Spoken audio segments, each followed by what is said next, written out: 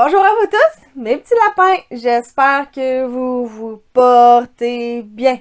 Aujourd'hui, c'est une vidéo un peu spéciale parce que pour la toute première fois sur cette chaîne, nous allons parler de Universal Studios. Je sais, c'est pas Disney, mais c'est un parc que j'affectionne tout particulièrement quand même. Et pour cette année, puisqu'on est allé pendant le temps d'Halloween, de toute façon, vous avez pu le voir avec ma précédente vidéo, que si vous n'avez pas vu, je vous invite bien évidemment à aller la regarder.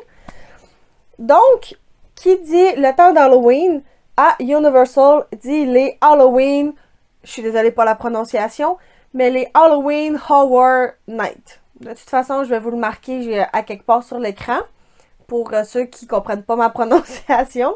J'ai pas nécessairement écrit de texte pour cette vidéo, c'est la première fois, donc je suis désolée si ça va dans un peu tous les sens, mais j'ai quand même essayé de structurer la vidéo en faisant plusieurs points, même si c'est pas nécessairement en ordre chronologique de la soirée.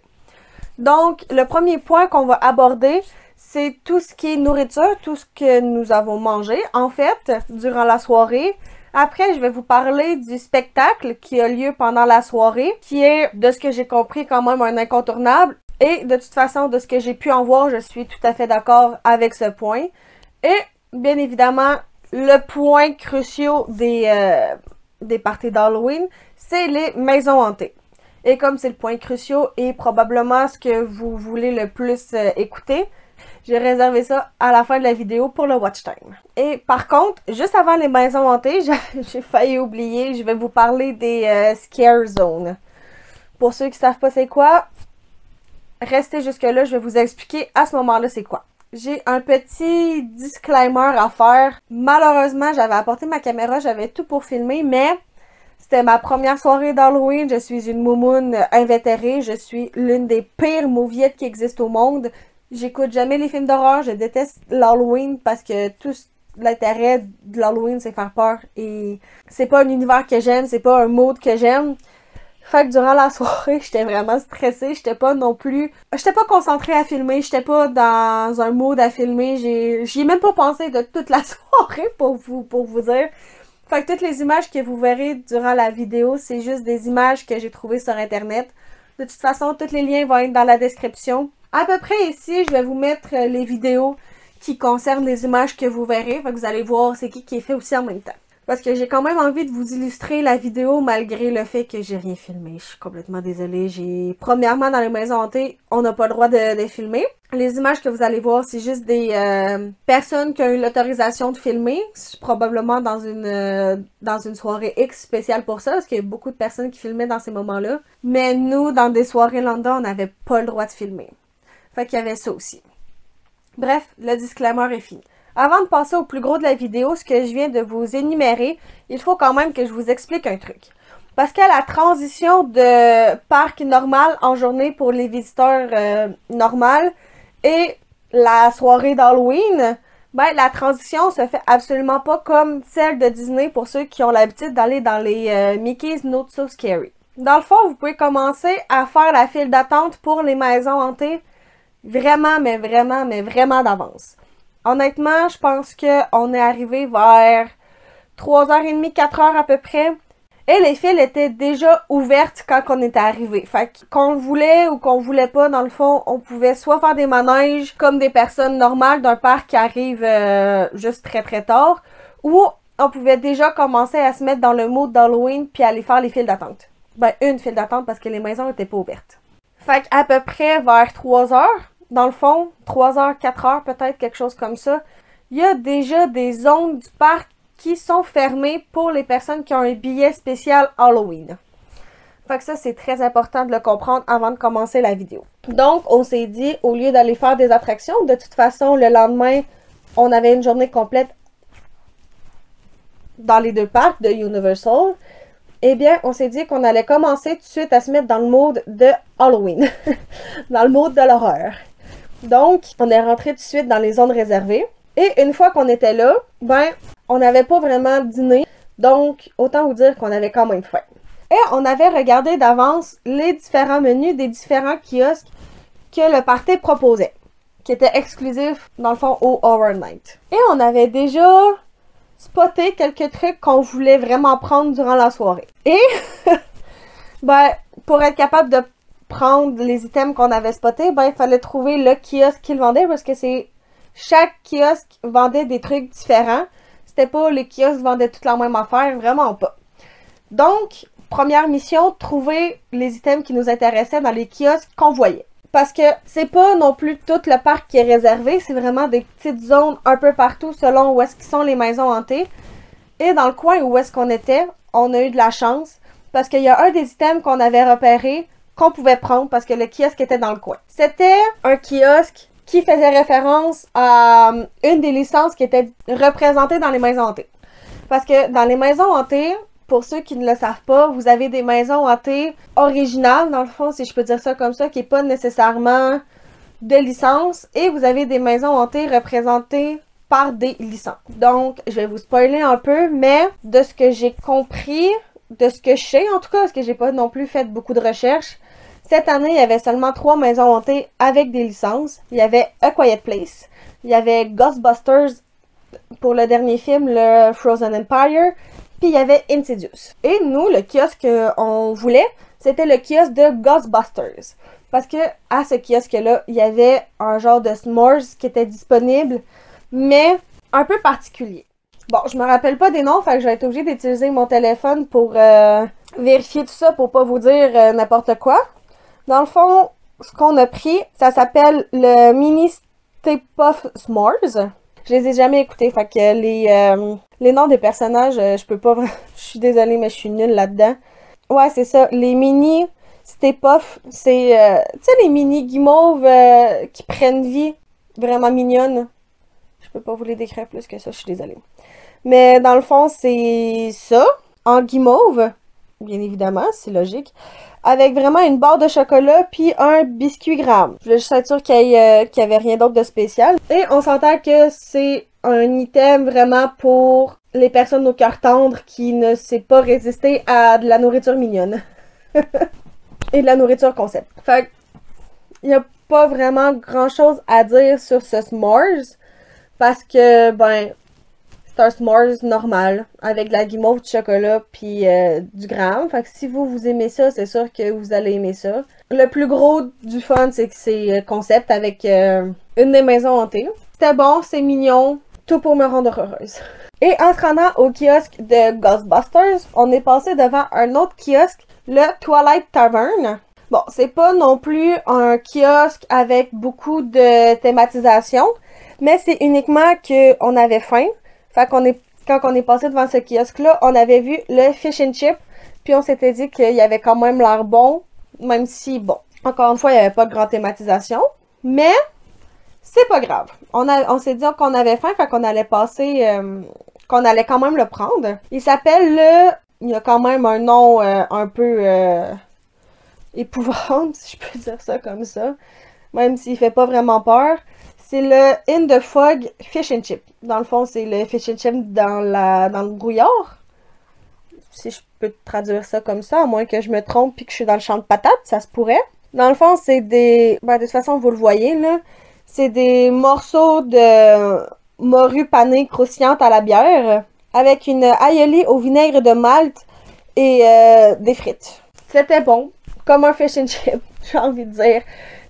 Ça goûtait le fish and chip normal. C'était bon. Ça l'a calé, ça a fait du bien. Mais il n'y a rien d'extraordinaire que je peux dire dessus non plus. Mais c'est pas non plus super original, c'est peut-être pour ça. Malheureusement, pour le prochain item, j'arrive pas à le retrouver dans le menu que j'avais trouvé sur internet. On avait quand même encore un petit creux malgré le fish and chip puis le s'mores, parce qu'en même temps, vous devez savoir qu'on se partageait tout à deux. Fait que tout ce que vous voyez, on a tout mangé ça les deux, parce que oui, j'y étais avec ma mère, je l'avais pas précisé, mais pour moi, c'est une évidence, je suis désolée. On a vu dans un kiosque, je me rappelle plus lequel, puis je sais plus trop il était où non plus, c'était une genre de pizza pochette, mais en forme de crâne. Je vous l'ai dit, moi ça n'en prend pas beaucoup, juste ça, ça me suffit. Je trouvais ça cool en forme de crâne, puis de toute façon une pizza pochette c'est toujours bon. La pizza en forme de crâne, tout dépendant si vous le demandez à moi ou si vous le demandez à ma mère, on a eu vraiment deux avis différents sur la pizza.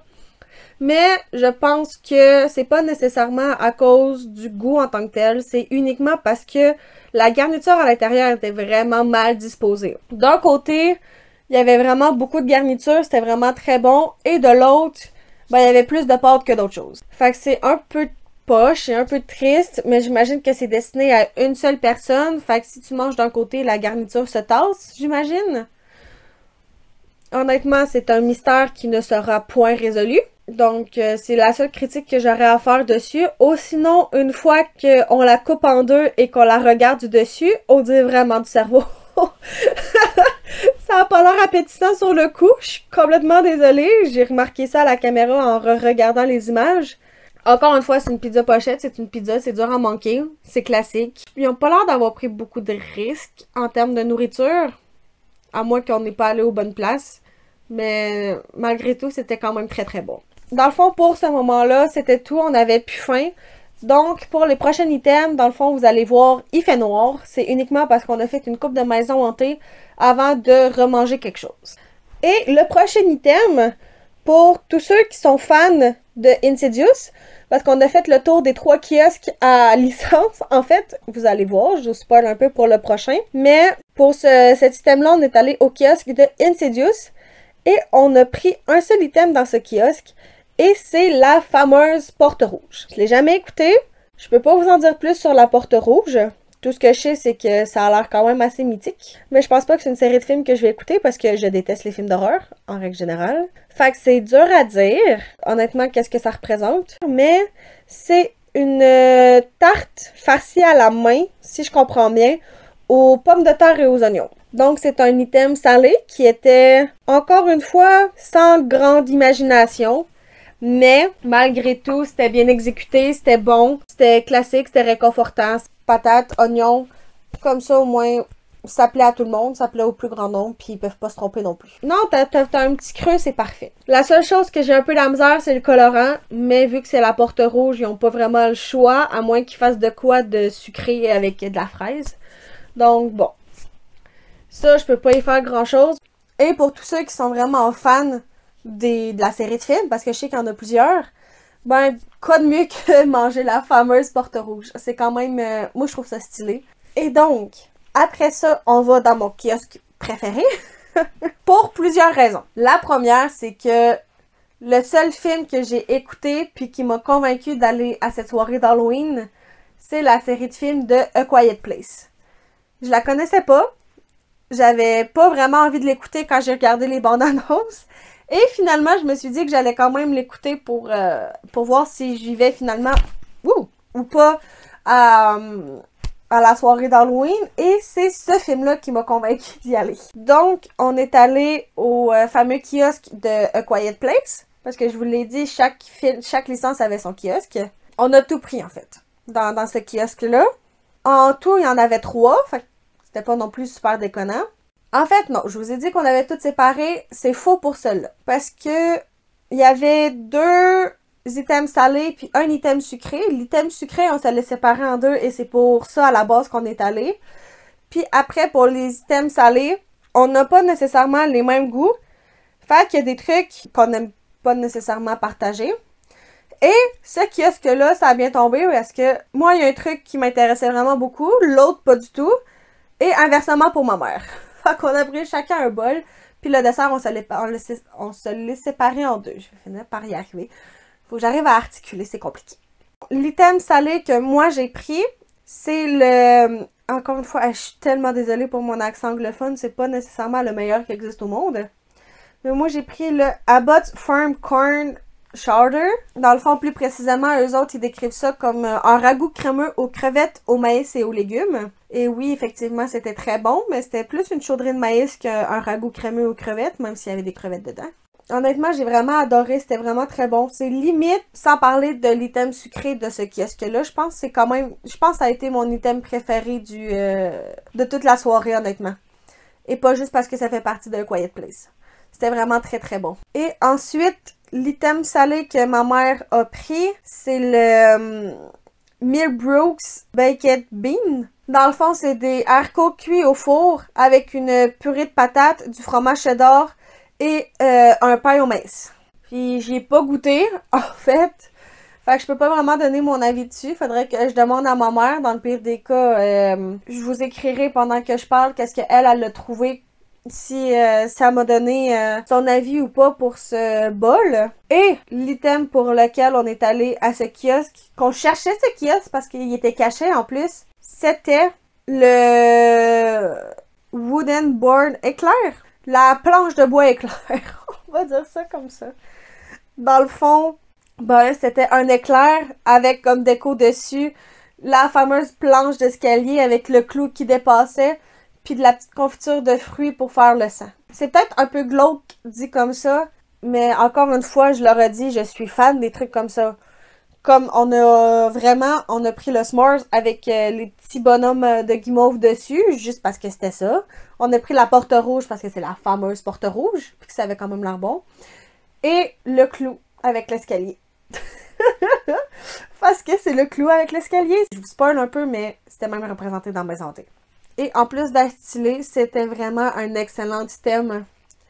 C'est plus précisément un éclair fourré à la crème pâtissière au chocolat noir épicé, trempé dans une ganache au chocolat et une planche de chocolat dessus. Puis le petit confiture, c'est pas précisé si c'est fraises ou framboises, mais en tout cas, c'était aux fruits rouges. Pour le épicé, j'ai l'impression que c'était vraiment juste sur les bouts qu'ils ont mis le genre de petits chocolats épicés. À moins que c'était sur le milieu aussi, mais c'est vraiment à la fin qu'on le goûtait. Parce qu'on vu qu'on se le sépare en deux, on mangeait le milieu en premier. C'est peut-être pour ça, c'est pas fait pour ça, j'imagine. Mais la partie du milieu où est-ce qu'on croquait, en plus avec le petit coulis, là, oh, j'en aurais pris 2-3 de plus, je pense. C'était vraiment mon dessert préféré aussi. Plus que le s'mores, l'éclair, si vous avez un item à prendre sucré, prenez l'éclair avec le clou. Même s'il est stylé, il est cool, il est beau, il est aussi excessivement bon. Fait que le kiosque de A Quiet Place, en plus avec l'ambiance qu'il y avait autour, c'était vraiment mon préféré. De tout ce qu'on a fait, c'était vraiment mon kiosque préféré. J'ai vraiment tout adoré ce qui était là. Surtout l'éclair. Oh, c'était bon l'éclair. Mais la chaudrée de maïs aussi, avec les crevettes. Tout était bon. Bref. J'espère juste que ce que je dis a du sens.